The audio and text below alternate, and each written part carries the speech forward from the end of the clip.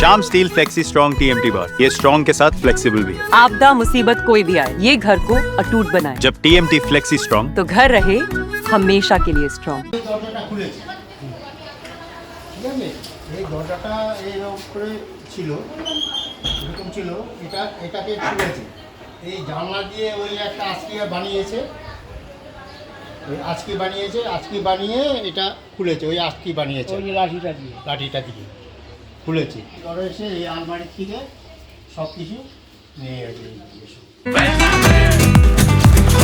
ये स्टाइल का मामला है। रूपा फ्रंटलाइन।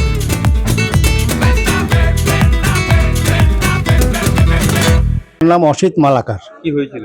এটা রাত্রেবেলায় আমরা সকালে উঠে দেখি আমাদের ঘরের সব দরজা খোলা এবং আলমারির চাবি খোলা, আলমারির থেকে সব টাকা পয়সা গয়নাগাটি সব নিয়ে চলে গেছে চুরে। কটা নাগাদ হয়েছিল? মোটামুটি 2টোর পরে হয়েছে এটা। হ্যাঁ, রাত দুটোর পরে হয়েছে। তবে বাড়িতে সবাই ছিলাম, হ্যাঁ, সব ঘরেই লোক ছিল শুয়ে, কিন্তু কেউ আমরা টের পাইনি।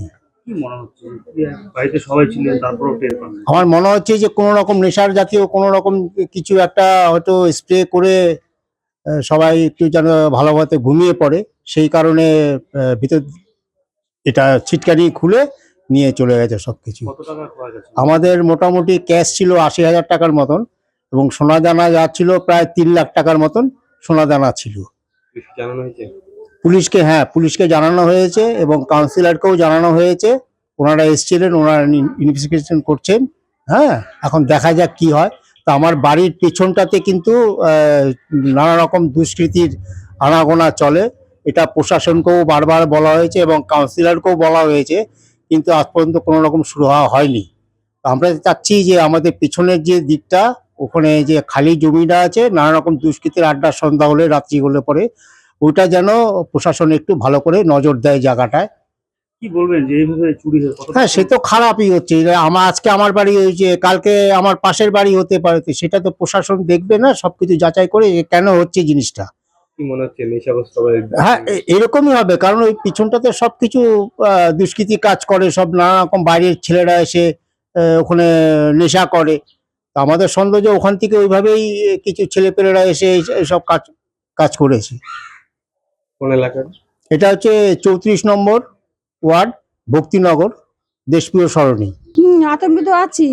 হ্যাঁ, এই যে রাত্রেবেলা ভোরবেলা উঠে দেখি ঘরে এই অবস্থা, কিচ্ছু টের পাইনি একদম। কখন যে হলো, কিরকম সাহস চিন্তা করো। হ্যাঁ, সে কাঠের আইসে বানায়, আংটা বানায়, ঘরের জালনা দিয়ে দরজা খুলে ফেললো।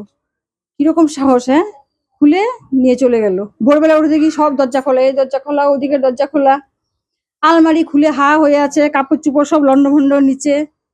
মানে 10টা টাকা ঘরে রেখে যায় নাই, 10টা টাকা ঘরে রেখে যায় না। সমস্ত কিছু, এখানে ব্যাগ ছিল, ওখানে ব্যাগ ছিল, প্রত্যেকটা ব্যাগের জিনিস নিয়ে গেছে, প্রত্যেকটা ব্যাগের জিনিস।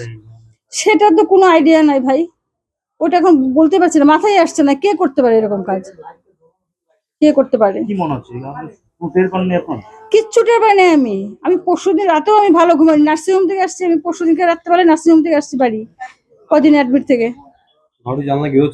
জানলা রোজ খোলা থাকে, এবার না, প্রতি বছরই গরমে আমরা জানলা বন্ধ করি না, গরমকালে জানলা খোলাই থাকে আমাদের, বন্ধ করি না, জানলা খোলাই থাকে। শুভ্রা মালাকার।